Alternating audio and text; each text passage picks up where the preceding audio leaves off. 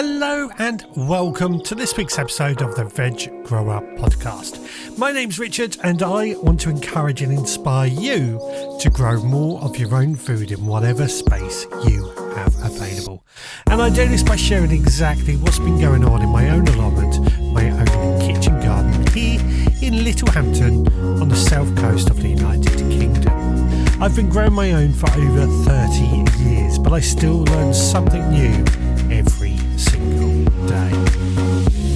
Now this week on the allotment and the kitchen garden, I've spent most of my time just planting out lots of plants, which in all honesty is probably not the most interesting thing to talk about. However, what has been an interesting event this week is of course been Gardener's World Spring Fair, which is something I pretty much go to every single year. It's always the first weekend in May down at Beaulieu in the New Forest. Well, I'm taking you with me. We're going to catch up with my friends Aid and Lucy, and then I'm going to share my thoughts on the show. So, let's get on with it. Well, one of the things I always feel when we go to these shows for is the talks. And I'm sat here with my good friend, Mr. Aid Sellers, who's been running the In Conversation with stage. Aid, great to see you. Hope you're well. Hello, sir. It's nice to see you. We always seem to meet at these sort of occasions, don't we? We say we're going to meet, we'll meet up, we'll do it, but life gets in the way and gardens get in the way. So we always seem to end up at these shows when we sort of meet and greet, isn't it? But that's the thing, isn't it? As gardeners, we know we're going to meet up at gardener shows. Yeah, absolutely. I mean, it is, the calendar events, isn't it? You know that, I missed him this time, but I know he's going to that show. So when we go to that show, we'll get to see him. And again, we've got the weather, everyone's smiling. It's a lovely day. Yeah. And this is what brings gardening social, isn't it? We often think of gardeners being quite isolated. We're in our own little areas, in our back gardens, nobody's around. But then we come to these events and you suddenly realise there's a whole host of people who are into gardens. Well, I always say you just got to look at social media. I mean, everyone's snapping and doing videos of, gardeners and their gardens, and then you come here and it goes up a level. But yeah, I mean, like this morning, we've had a couple of great speakers on, but it's not just you get the garden content or you get them talking about what they specialise in. I get the joy of asking those questions, but I get also to see what the audience reaction is. So I can stand to one side and watch them get engaged, and then sometimes they want to ask a question, but they don't know if they should. And it's lovely, and whether they're newbie gardeners or they've been gardening for for decades, we're all in it together. Yeah, and that is it in a nutshell. Now, obviously, you've mentioned you're running the stage, the In Conversation with stage. Have you had any great speakers? Well, that's a silly question, isn't it? They're all great. They are, and I don't mean that. Some people who are naturally will speak at all different weird and wonderful garden shows like this. Some are doing it for the first time, but what makes them all special is they've all got a story. They've all got some sort of gardening journey, something they specialise in, something they're passionate in. And I think if you give them the platform and you make them feel relaxed, make them feel happy, because the audience at the end of the day, they're a lovely audience. They want to hear a gardener talk. And once you get that on side, these speakers will open up and they'll give you some wonderful, wonderful information. And that's the thing, what I find with a lot of these talks is inspiration for the people listening. We come along, we'll hear somebody talk about something they're really passionate about, and it could be something completely irrelevant, but there's this one little nugget that people just seem to suddenly respond to. Absolutely, and again, I've been gardening since I was a kid, so to this day you never stop learning. If you meet a gardener that says I know everything, I'd say walk away from that person, because gardeners are always gathering information, they're always learning, they always make mistakes, and you should make mistakes. That's how we learn. But again, you're always wanting, if you're an eager gardener, you want that information. So when someone comes to the stage and they present a perspective that you haven't heard before, or like you said, a nugget, I shouldn't say this really. If I got my notepad, I'd go, right, I'll make a note of that. I won't grow that. I will grow that. I'll try that. But it all sort of, you lodge it all, and you go back to your own gardening space, and you go, well, maybe I'll give that a go and see what happens. And you do it once or twice, and maybe it goes well, maybe it doesn't. You think I'll give it another go, and then there's that moment when it clicks, and you think that's the way forward. That because of that speaker, I can now do this successfully. And one of the things I like is that you hear speakers from different backgrounds. So you had earlier, I'm not going to try and pronounce his name, I'll leave that to you, the newsround presenter. And one of the things I noted is that with his job, he could be travelling around the country, but he still has an allotment to look after. And he was little bits of information on how he was coping with that. Well, yeah, the chap you mentioned is De Graaf Mensa, and he's fabulous. He's a newbie gardener.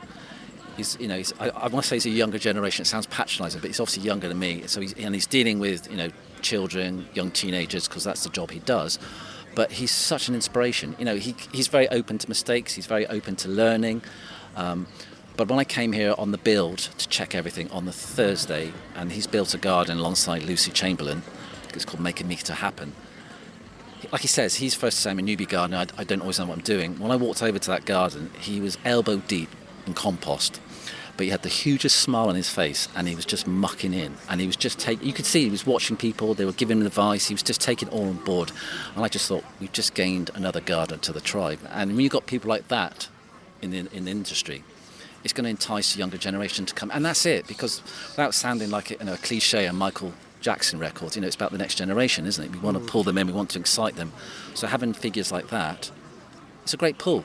And his story is fascinating. His parents are from Ghana, so he's got all that going on. And I was asking him, he's got the allotment, what are you growing? Have you thought about maybe bringing in some ingredients that your parents might grow, might cook with? And his eyes lit up, and it was kind of, I hadn't thought of that. But again, it's just an exchange of conversation, exchange of information, and he's gone away with hopefully good ideas. Audience are happy, and I've gone, tick, we've just had an inspiring talk. And that is it. That's what these talks are about, inspiring people. And I often say that people don't really realise that's often what they're paying for with a show ticket. It's these talks, these inspiration, these little bits of ideas. It makes a great, great day. Yeah. Obviously, you don't have favourites, but who has stood out to you so far this weekend? So far, I can't have favourites. I mean, again, I've gone about De Graaf. It was just absolute joy.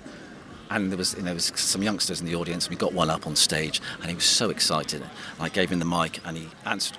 He did the job better than me. I thought, well, I've lost my gig. But this young lad, he was probably 8, 9, 10, he was brilliant, he was excited, he was taking in information, he was asking the questions. And you just thought, that's a win. That is a win. This lad who's inspired by De Graaf, he's a gardener now himself, and he's learning from, De Graaf. If you can get that sort of mentality, if you can get that kind of approach, then it's just a win-win. And it's shows like this, because they get to meet and greet these people. And the other thing I would say is, when they come in, we are the smaller stage. Sometimes you've got speakers that the mainstream might not know of, and they're all heading for the main stage, which is great, to go and see your Adam Frosts, your Francis, and they should. So we have to scream a bit louder. And what happens quite often is you start a session, and you do the introductions, and you're trying to warm the audience up, and people will trickle over. And I do my best. I try and be cheesy. I try and be upbeat, and all that. And it's not, difficult for me. But I'll try and bring them over. And then, but it's until when the speaker starts speaking.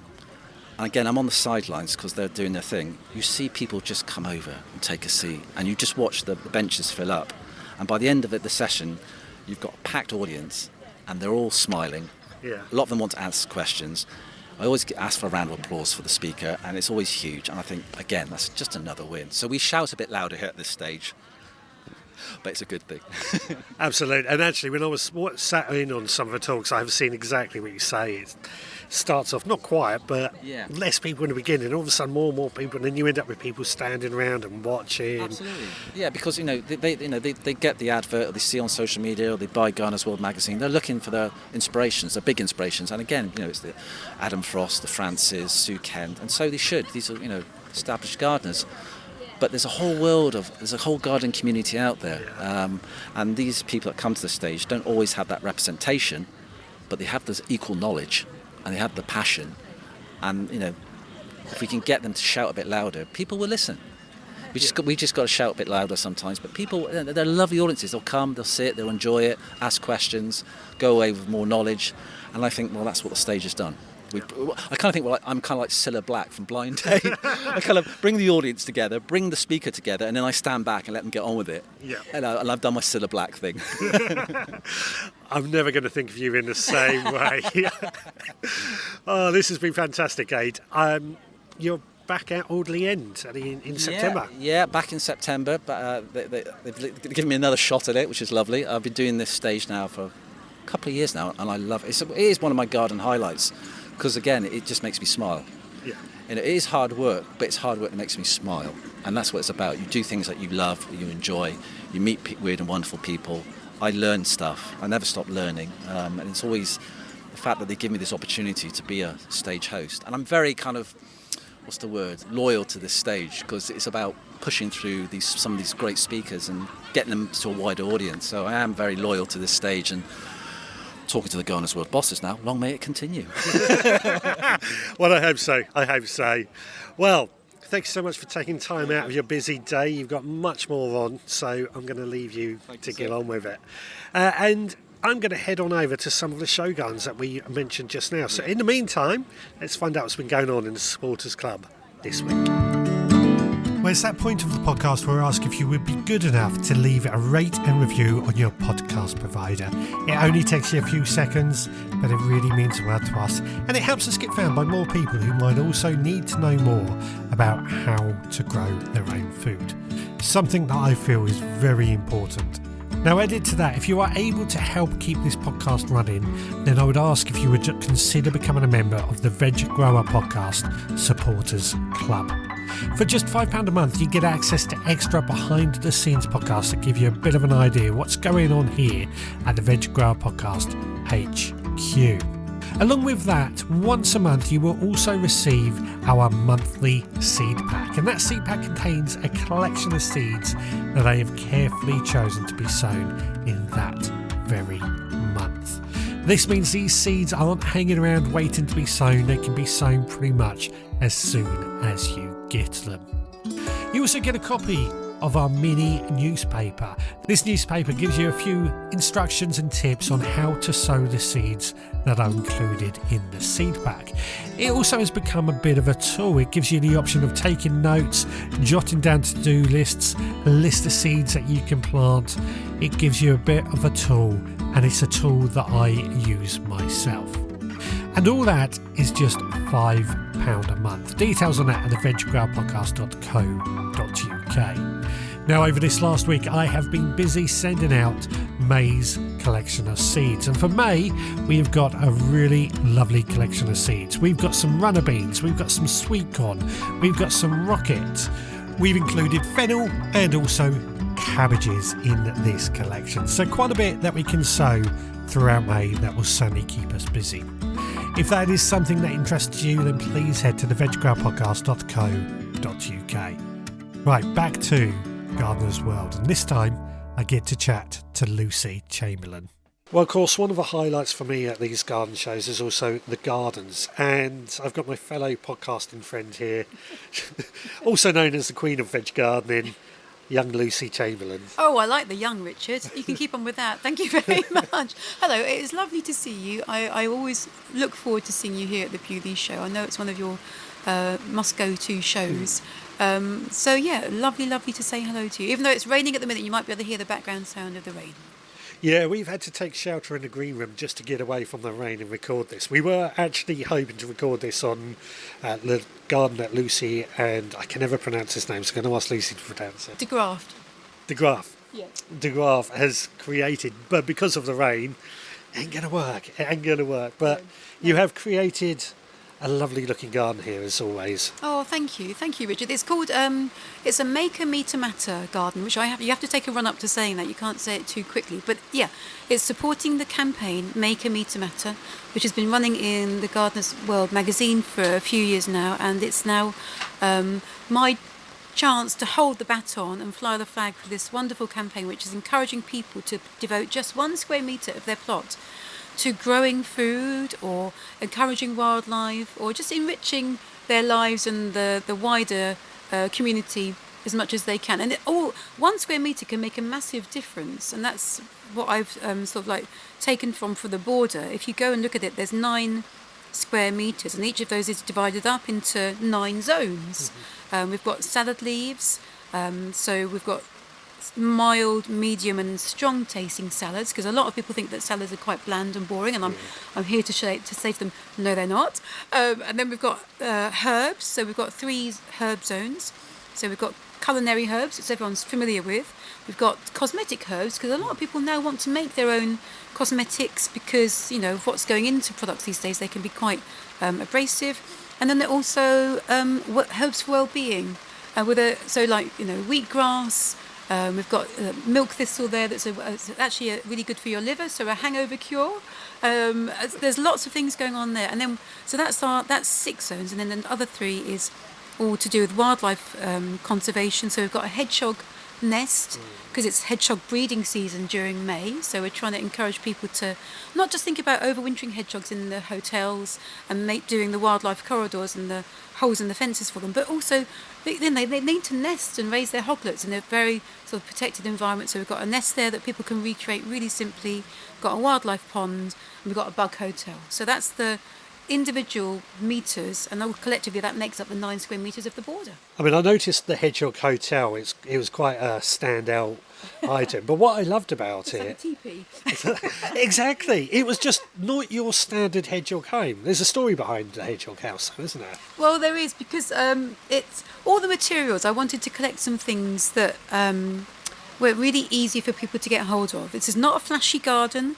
I'm hoping that it looks nice, and we've been having some lovely feedback from the public, but everything is very achievable, and it's not using expensive items. So there's 2 hedgehogs inside the nest at the moment. There's the mum, and there's a little tiny baby hedgehog in there. They're not real. I was really hoping to get real hedgehogs in, but health and safety would not allow. And then the father is guarding the nest, so people can peep in and see this little scene, a bit like a nativity scene, but for hedgehogs. And I've had a marvellous support from New Milton Hedgehog Rescue Team, headed by Shirley. Shirley has been my saviour. As soon as I spoke to Shirley on the phone, she got what I was trying to do, and she gathered a team of people who are volunteers to look after and rescue hedgehogs and build them up till they're healthy and a good enough weight to be released back into the wild. And so they've had people sign up and wanting to be hedgehog rescuers in the local area through being at the show. So they're really happy about being here. And all the materials for the hedgehog nest are leaves that have come from a customer's garden. We've got moss that's come from gardens. We've got some miscanthus stems that I harvested in February from another customer's garden. We've got some hazel stems all woven in, and some hazel tripods that have come from my own garden. So again, all these materials, they're just so accessible and easy to get hold of. And that's how it's come about. Yeah, I mean, I loved that because I particularly noticed the hazel. I grow hazel for sticks for climbing up my bean sticks and things. And it's one of those things that, especially at the moment when there are people struggling financially, we can be growing our own pea sticks or hedgehog houses as well. Yeah. I'm so lucky. When I move into my house, the squirrels have very nicely sown a whole row of cobnuts for us, and so I deliberately left them. They hadn't sown them in a straight line, but the whole garden was covered in walnuts, cobnuts, all sorts of self-sown seedlings. So we kept this stand of hazel, and I love it. I coppers it down each spring, just before the leaves come out, and I then use it for runner bean poles, the big strong poles, and then all the more wispy bits I use them for my peas, and I use them as supports for my herbaceous plants. I've got some peonies that are flopping over, so I make a little sort of like crescent shaped support out of the pea sticks for that. And yeah, do you know, I mean, they're literally grown on my plot. I move them a few metres away, I use them. I think that's so lovely. And if you try and buy them, my God, they're expensive. You know, supports can be expensive, so grow your own. Don't worry about the trees getting too big, because you're literally cutting them down to the ground each winter, and so they can be contained. If they get too large, you can cut them back. It's a really lovely thing to be involved in. And the craft of weaving the structures into the shapes, it's very tangible and satisfying to actually do that as well. You can become an artist if you'd like to be. Absolutely. Now, you mentioned the salad leaves, of course, Veg Grower Podcast, we talk about everything edible. And you mentioned also how it's different taste, and I totally agree. There are people perception of them being bland, but you throw in, I don't know, rocket or something, adds a total. I mean, we've just finished a load of rocket that I grew over winter, but it was delicious. Yeah. Rocket is a classic peppery leaf, and it's lovely that the public can see that, and they are very familiar with that in restaurants. So we're also teaching them. There's a whole metre squared devoted just to punchy leaves. So we've got nasturtiums. You can eat the flowers. You can have the leaves as a micro leaf in salads. There's obviously, like you say, rocket. There's coriander, which in itself, again, you know, the flavour profile of that is really, really strong and evocative. We've got things like curry plant. We've got things like peppermint and spearmint in there as well. We've got this plant called cola plant. The smell of that when you rub the leaves, I think it's Sorry, I can't think what the Latin name of it is at the moment. Oh, but the smell of it when you rub the leaves, it smells like Coca-Cola, which is incredible. We've got mustards. Mustards are really hot and peppery. We've got radish leaves again to add that flavour hit. There's so many things that have got, like I say, a real intensity of flavour to them to enliven and not just have a salad made of those. Work them through the milder spinaches and chards and lettuces and corn salads, and then you get those interesting colours, textures, flavours. The whole thing is really vivid and exciting. Fantastic. And this garden is going to be on the move throughout the year as well, isn't it? This garden is going to be dismantled at the breakdown on Sunday, and I'm going to be giving away bags of salad leaves to people to try and convince them that they are exciting. But I'm going to put together a different border for the NEC. So it's still going to be the 9 square metres, still going to be Make a Meter Matter. But we're going to go for more of an urban theme because the NEC is so sort of like built up and we're in the city there. We're going to be appealing to people that have got a balcony or a courtyard or a patio and they want to be growing their own food. So that's going on there. And then I'm also putting together, again, a similar border, 9 square metres, Make a Meter Matter. But that's at Audley End in September. That will be, I think I'm going to go maybe for like log piles and composting, late season colour, lots of chilies and tomatoes and things like that. Nice. So haven't designed it yet, so that's to come. But yeah, it's been so lovely to be involved in this campaign and put this garden together and to think about little spaces and what you can get out of them. So, sometimes when you're limited by space, it actually causes you to really maximise on the ideas and get the most out of it, which has been really, really enjoyable to do. Yeah, I, again, totally agree with everything you said there. I think when I had a smaller garden, I had to be more creative with what I could grow and my technique as well. Yeah, exactly. Square foot gardening, square metre gardening is a thing. And you can intercrop, you can do successional sowings, you can do so much to really, utilise that space and make the most of it. Using cloches at the beginning and the end of the season. There's loads of winter cellars that you can use as well if you're in a mild location. So 1 metre squared may sound like a small space, but you can get a load of pleasure from it. You really can. Yeah, fantastic. Well, Lucy, thanks so much. Of course, you do have your own podcast as well, so I better give that a plug. It's the... Oh, bless you. Thank you. It's the Talking Heads. It's a gardening podcast. So Talking Heads, a gardening podcast, and I co-host that with the marvel that is Saul Walker. So hello, Saul. Down in Devon. I'm in Essex. He's on clay. I'm on sand. He's very wet. I'm mostly dry. We just talk about our differences of approach to gardening with that climate mindset. And, just have a good old natter about the ins and outs of the gardening world. So please do go check it out. Right, I think we need to do some shopping, but first of all, lunchtime. Chopping all the veggies, sizzle in the air. Chef's got with the magic, smells are everywhere. Water starts to boil, onions hit the pan. Recipe of the week, let the feast begin. Cooking with Chef Scott, flavors come alive. Tune in every week. Now, with the weather we've had lately, the idea of going to Beaulieu, sitting on the lawn and enjoying a picnic just seemed like a good idea. And that's what we did. We went to Gardener's World Spring Fair with a bag full of the usual suspects. Sausage rolls, Scotch eggs, and our recipe of the week, a spring garden quiche with asparagus and herb cream.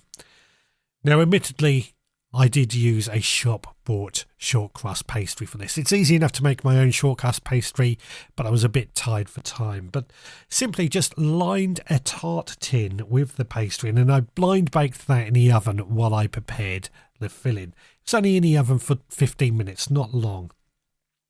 Now, the filling contained a small bunch of asparagus that had been trimmed, cut into short lengths, and very quickly blanched in boiling hot water for 30 seconds to a minute, just to take that raw edge off. 3 to 4 spring onions, 4 eggs, and 200 ml of double cream, which had all been whisked together. We then added in 75 grams of cheddar cheese and also a handful of fresh herbs. Parsley, chives, tarragon, good mix, whatever you have available. I used parsley and dill because I was feeling a little bit adventurous. Just mixed it all together, and then I poured this mixture into the pastry and then continued cooking for another half hour until it was completely set. Then it cooled completely, and then sliced it up and we wrapped it and took it with us. We ate it on the lawn. It was delicious. You will find this recipe on the veggrowerpodcast.co.uk. Please do go check it out. Give it a try. Let me know what you think of it. Well, I'm back home now, and I'm just going to talk about my day at Gardener's World Spring Fair. And a really good day, I've got to say, and I always do whenever I've attended this show. It's one of my favourites, as most of Gardener World shows are. Now, I headed there to get there first thing in the morning, but accompanying me was my wife Amanda and Roxy, our dog. We had been keeping an eye on the weather because we felt if it was going to be too hot, then Amanda and Roxy was going to stay home. Luckily, the weather forecast said it was going to be cloudy all day, so we thought it was going to be okay. Anyway, we got to Beaulieu for 9:30, just as the show opened. We showed our tickets. We went through up to the garden show itself, saw the ribbon being cut, as they often do, and in we went. I made a beeline for some of the gardens because they are always the first place to go.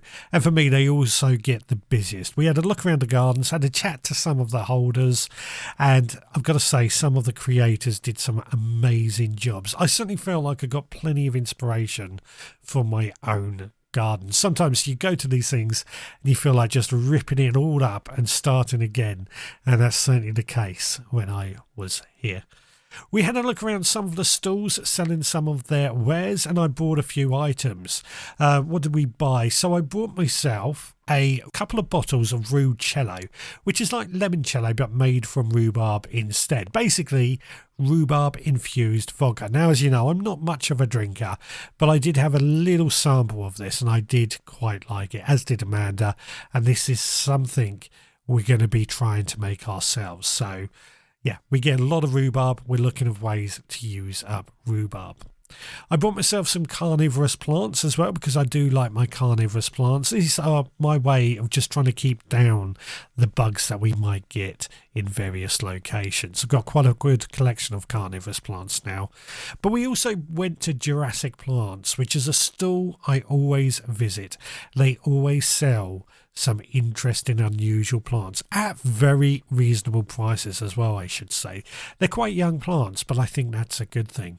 So from Jurassic Plants, I bought myself a couple of citrus plants because I believe my citrus plants have died over the winter. I think it got a bit too cold for them.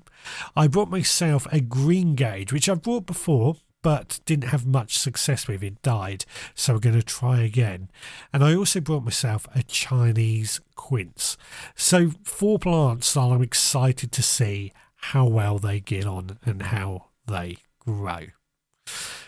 Now, by midday, I was starting to get a little bit worried because the sun had been shining all morning and it was meant to be clouding over, and I felt I was worried about Roxy. There was plenty of water around for dogs to drink, so there was no problem with that, and we were often taking her into the shade just to be on the safe side. But I was starting to think I might have to head on home because I thought it was going to be too much for her. Luckily, cloud came over in the afternoon and it cooled down quite dramatically, so it worked in our favour rather well. Now, we had to look around Beaulieu Gardens as well, took Roxy for a walk around by the pond, and overall was fantastic. But by mid-afternoon, the rain came in, as you've just heard on that talk with Lucy Chamberlain, which it was amazing because the place just emptied.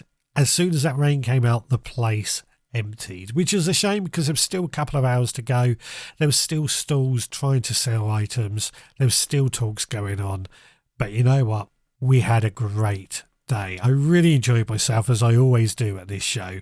And I'm really looking forward to going to Gardener's World Live, which will be in June, and then Audley End House for the Autumn Fair, which is in September. So 2 more shows coming up this year, plus what they're going to be doing next year as well.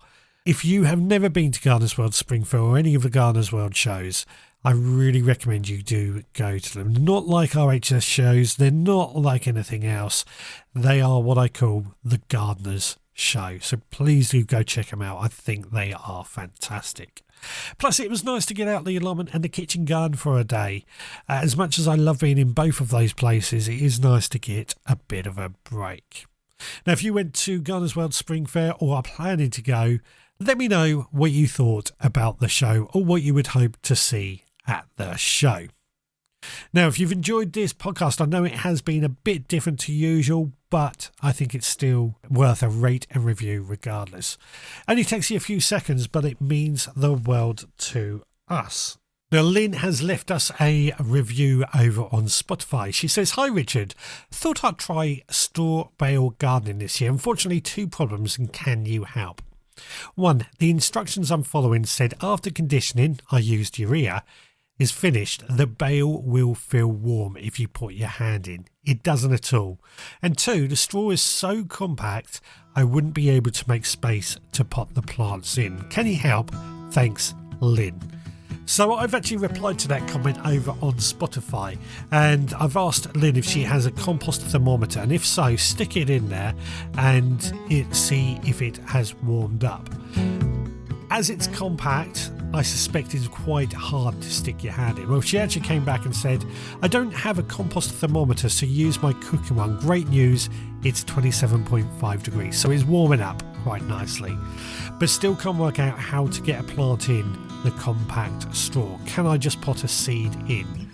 So what I recommend there, because it can be difficult to get a plant in with straw, is to use a small trowel or a bulb plant or even a crowbar just to prise away and remove some of that straw enough to get the root ball in.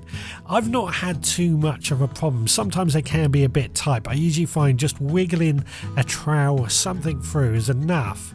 You might have to remove some of the straw at the same time, but it's usually just enough to wiggle a trowel in so you can get the root ball in. You could sow the seed direct. That is certainly an option. I've done that with pea seeds this year and it has worked quite well as well. But that's, a few options there should that be of any interest to you or anybody else. Now, if you've enjoyed this podcast, then please consider becoming a member of the Veg Grower Podcast Supporters Club. Details on that on our website, theveggrowerpodcast.co.uk. While you are on our website, you can of course leave a comment on the bottom of a blog post or leave us a voicemail. We love having voicemails from you. You can find me on social media, just search for the Veg Grower Podcast. You can also contact me through email. My email address is richard@theveggrowerpodcast.co.uk. I think that just about takes care of everything. We will be back again next week, where we'll be back on the kitchen garden, back in the allotment. So until then, please take care.